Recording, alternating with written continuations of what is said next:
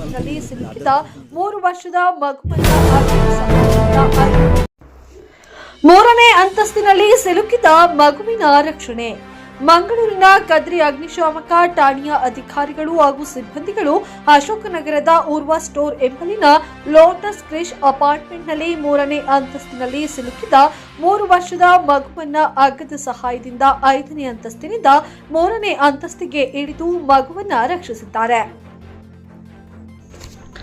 ದಿನಾಂಕ 13/9/2025 ಮಂಗಳೂರು ಅಶೋಕನಗರ ಊರ್ವ ಸ್ಟೋರ್ ಎಂಬಲ್ಲಿ 6 ಅಂತಸ್ತಿನ ಲೋಟಸ್ ಕ್ರಿಶ್ ಎಂಬ ಅಪಾರ್ಟ್ಮೆಂಟ್ನಲ್ಲಿ 3ನೇ ಮಹಡಿಯಲ್ಲಿ 3 ವರ್ಷದ ಮಗು ಡೋರ್ ಲಾಕ್ ಹಾಕಿ ಸಿಕ್ಕಿಕೊಂಡಿರುತ್ತದೆ.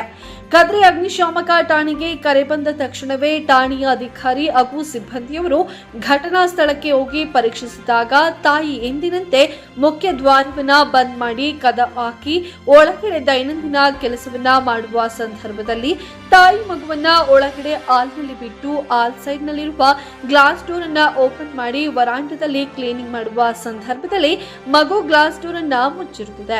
ಆಟೋಮೆಟಿಕ್ ಆಗಿ ಡೋರ್ ಲಾಕ್ ಆಗಿ ಮಗು ಹಾಲ್ನಲ್ಲಿ ಸಿಲುಕಿಕೊಂಡು ತಾಯಿ ವರಾಂಡವರೆಗೂ ಸಿಲುಕಿಕೊಂಡು ಪರದಾಡುವ ಸ್ಥಿತಿಯಲ್ಲಿದ್ದಾಗ ತಾಯಿ ರಕ್ಷಣೆಗೆಂದು ಕಿಟಕಿ ಸೈಡ್ನಿಂದ ಹತ್ತಿರದ ಮನೆಯವರನ್ನ ಕರೆಯುತ್ತಿರುವ ಸಂದರ್ಭದಲ್ಲಿ ಸ್ಥಳೀಯರು ಅಗ್ನಿಶಾಮಕ ಠಾಣೆಗೆ ಕರೆ ಮಾಡಿ ತಿಳಿಸಿರುತ್ತಾರೆ. ತಕ್ಷಣವೇ ಕದ್ರಿ ಅಗ್ನಿಶಾಮಕ ಠಾಣೆಯ ಅಧಿಕಾರಿ ಹಾಗೂ ಸಿಬ್ಬಂದಿಯವರು ಘಟನಾ ಸ್ಥಳಕ್ಕೆ ತೆರಳಿ ಪ್ರಮುಖ ಅಗ್ನಿಶಾಮಕರಾದ ಚಂದ್ರಹಾಸ್ ಸಾಲಿಯಾನ್ ರವರು ಹಗ್ಗದ ಸಹಾಯದಿಂದ 5ನೇ ಅಂತಸ್ತಿನಿಂದ 3ನೇ ಅಂತಸ್ತಿಗೆ ಇಳಿದು ಮಗುವನ್ನ ರಕ್ಷಣೆಯನ್ನ ಮಾಡಿರುತ್ತಾರೆ. ಅಗ್ನಿಶಾಮಕ ದಳದ ಈ ಕೆಲಸಕ್ಕೆ ಸ್ಥಳೀಯರು ಮೆಚ್ಚುಗೆಯನ್ನ ವ್ಯಕ್ತಪಡಿಸಿರುತ್ತಾರೆ.